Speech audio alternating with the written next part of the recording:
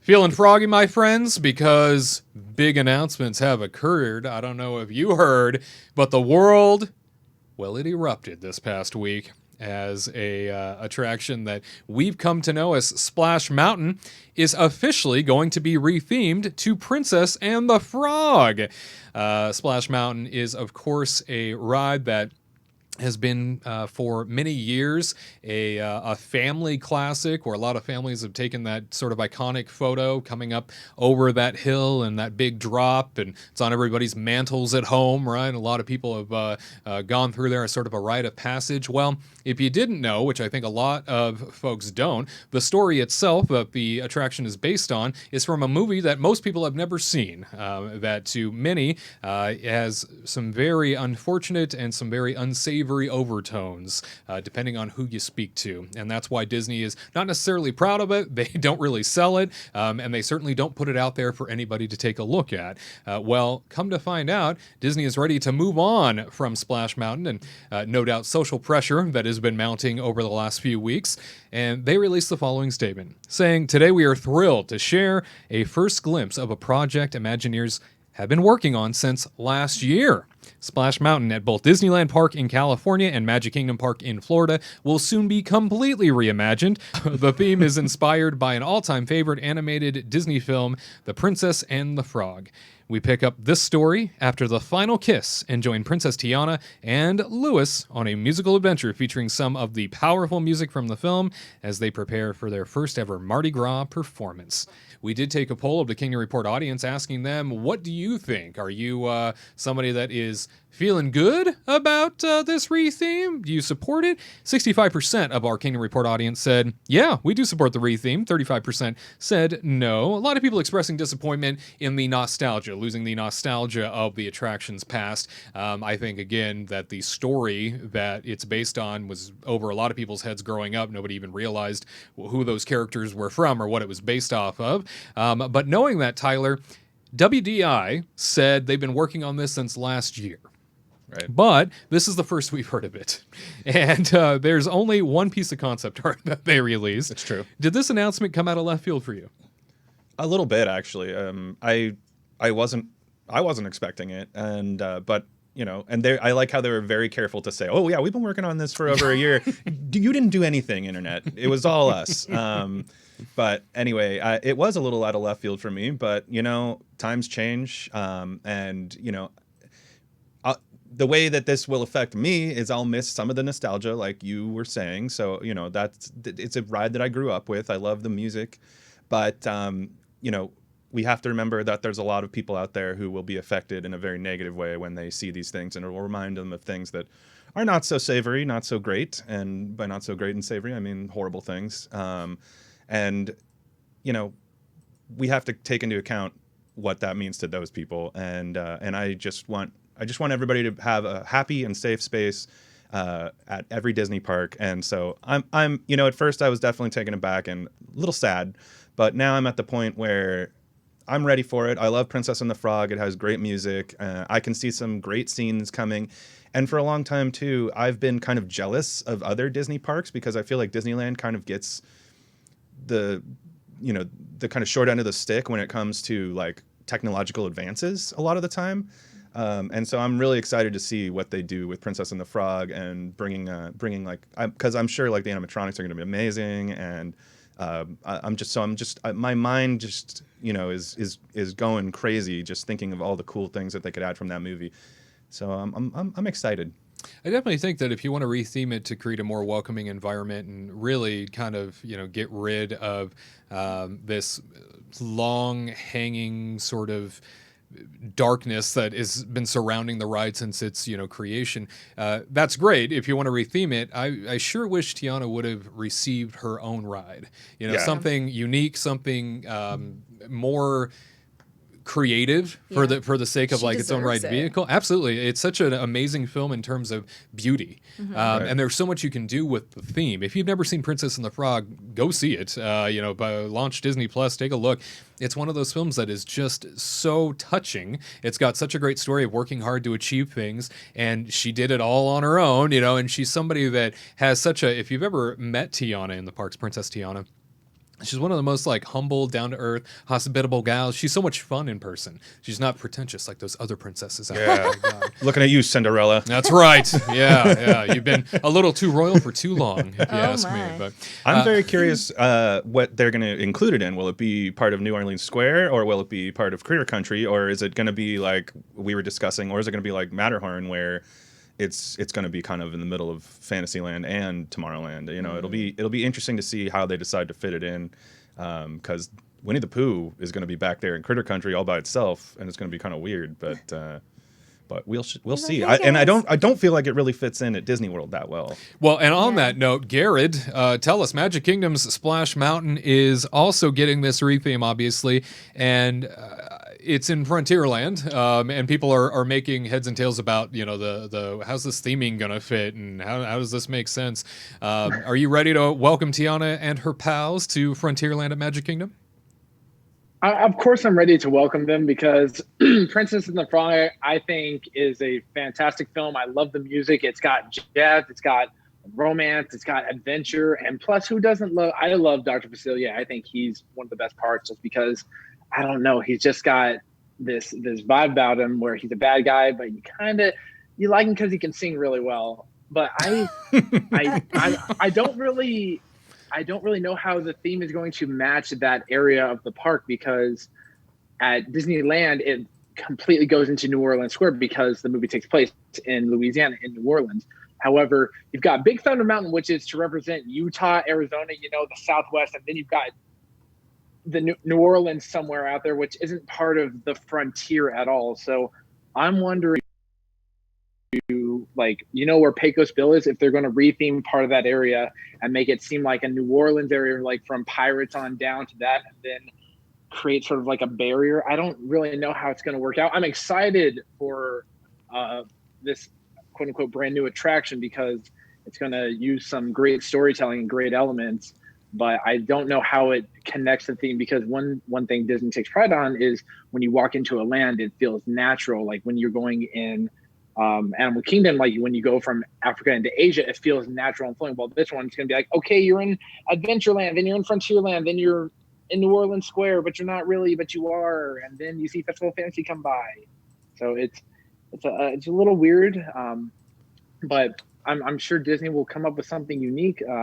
I'm not sure I'll completely agree with it, but if I get a cool Lewis audio animatronic, I'll be happy. And a little bit of Ray. I need some Ray in there, because I hope there's a whole Ray scene. I want Ray's butt to fart, and then he'd be like, "Excuse me."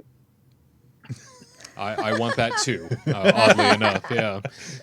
That's what he says. He says, "I want to let my butt." Oh, excuse me. Yeah, there needs to be a whole scene dedicated to him. Sure. Absolutely, yeah. I sounded like I was listening to the movie just now. It was so lifelike. Yeah, it took me Garrett, away. you're so good. Totally captivating. I thought about going and being a professional voice actor, but I'd be too good. Wow. Too good. Wow. All right. Yeah, and somehow we got stuck with you. I don't know how that works out, but what a blessing it is, let me tell you. Katrina, it said that Splash Mountain's original creator, Tony Baxter, will serve as creative advisor for this overhaul. What do you hope we see out of this retheme?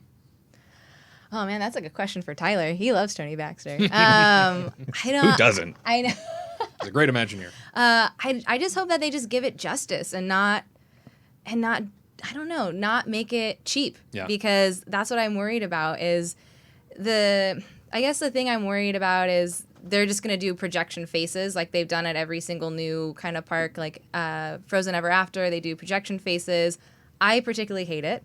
I don't really like it, and I really want them to bring the animatronic like they're doing for Beauty and the Beast in Tokyo Disneyland into this new ride that they're building, because Tiana deserves, even like everybody in that whole film, deserves something new and creative, not something that they've done before in Disney World and Disneyland with projection faces. I think that they need to bring something like new technology. They kind of deserve like their own ride, but yeah, I just hope that they give it justice and they just don't just quickly try to put it together.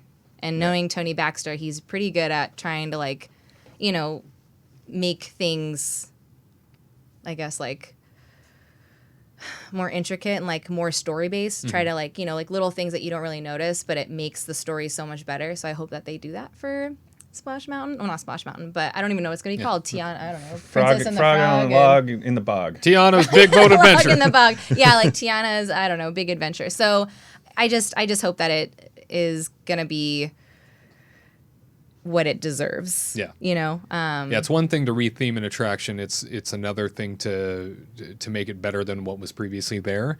And if your plan is to retheme anything, it should always be better than what was there before. Yeah, and not and try to bring in new technologies that we've never seen before and blow us away. Not something that they've used for, again, the Seven Doors Mine Train. They have projection faces. They, and then just give me something more. That's what all I want is just blow me away and make it what it deserves to be. And I really hope that they don't reuse a lot of the America Sings animatronics again, because they're so old and they're beautiful looking animatronics for how old they are and everything, but I just don't feel like they actually fit the art style and the kind of what happens in Princess and the Frog. So I hope at least, if they're going to keep that riverboat at the end or whatever with all the animatronics on it and just like put Tiana in front of it or whatever, I think that's a huge mistake.